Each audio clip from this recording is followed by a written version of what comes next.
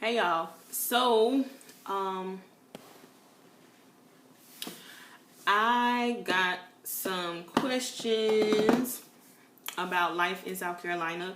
So about 2 years ago, I put a video up on YouTube where I was talking about how I was moving to South Carolina, and I just wanted to come back and let you know what it's been like for me down here in the Palmetto State.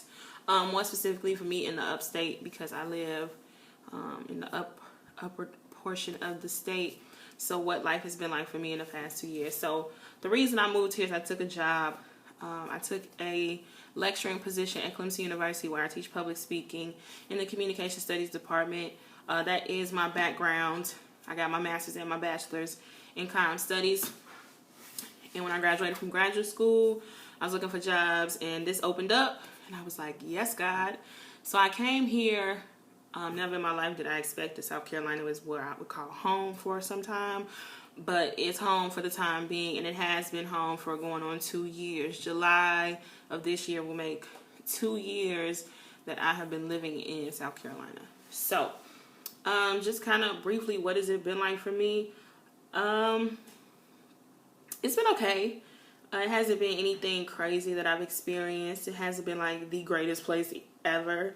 I'm from Chicago, so I'm used to like big city living. I'm used to just everything, noise, getting around however you need to, places being open past 7 o'clock at night, having options. And here, especially when you're living in a college town, you don't really have all those options that you're used to. Things close at like 6 or 7 o'clock, especially on Sundays. They don't open till 11, so you're like, okay. So like that's something you get used to. You literally have to have a car to live here because public transportation, it stops running at like 6 or 7 o'clock at night as well. So those are things I've had to adjust to. I've had to adjust to nature. And that's a big one for me because being in Chicago, you see squirrels, you see stray dogs, you see stray cats. You might see a rat in the alley. But like here,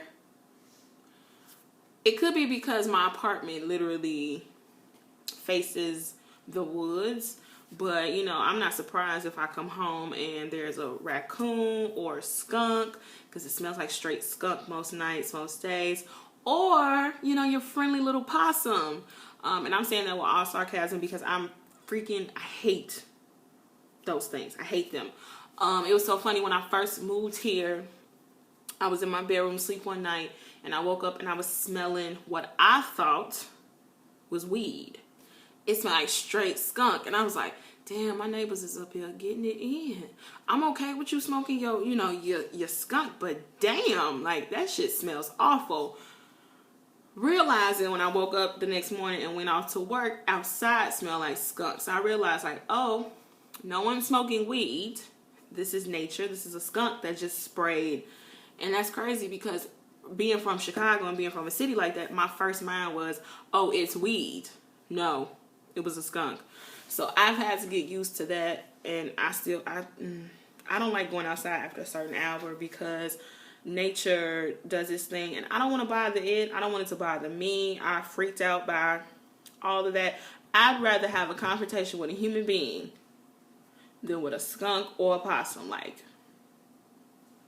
can't have that. So if you're from a city and you're not used to that kind of stuff, get used to it because it's not fun. I had a bird invade my door. Like, it made a nest above my apartment door, so I had to get used to that. So nature just hasn't been great to me. Weather-wise, it gets hot. It hasn't been like crazy hot. Like pretty much for the whole summer, I really didn't run my AC. I made a makeshift screen for my door, and I had my fan and my ceiling fan going, and I was pretty much okay. Now, it got a little unbearable kind of in August, so I turned on the air. But other than that, I didn't really turn it on too much. Everything here moves slow. People move slow. Life is slow, and I'm not used to that. I'm not fast like people in New York, but in Chicago we move, and we move with a purpose. And driving down here, these people are just awful at driving. I understand now why they freak out when it snows.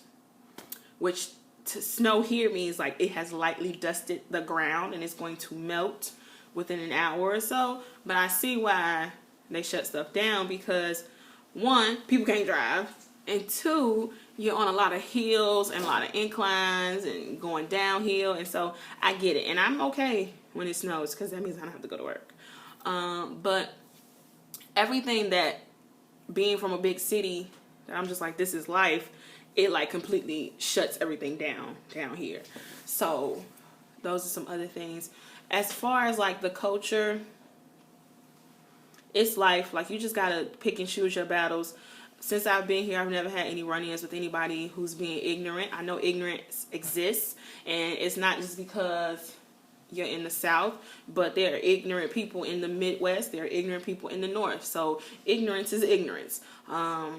It's just that maybe down here, your ignorance is racially motivated. But I've never experienced anything to my face, and I'm sure people have said things about me, but guess what? As long as you don't say it to my face, I couldn't care less. So I haven't had to experience anything like that. Clemson has a really small minority population. Only 16% of the university is students of color, and only 6% of that is African American. So as an instructor, you know, it's crazy to me that this semester I have 10 students of color, black students specifically, and I'm excited about that because that's not normal. And when in my mind, I'm like, that should be normal. So most of the times when I go places with my colleagues, I may be the only me in the group, or it may be one more me, but I've had to get used to that. Because where I'm currently living is a predominantly white area. It doesn't bother me. Again, if you don't say anything to me, I won't say anything to you. You treat me with respect, I'll treat you with nothing but respect. Please don't get it twisted. Like, my money is green and white just like yours, and my credit cards are plastic too. So, you know, you're no better than me at the end of the day. But again, I haven't had any crazy experiences. It's crazy working for a university where athletics is like the most important thing. Because that starts to show you what people's, what they care about mostly. They couldn't care less about the academics, but they're really sports motivated. Whatever, just cut me my check. I'm gonna do what I need to do.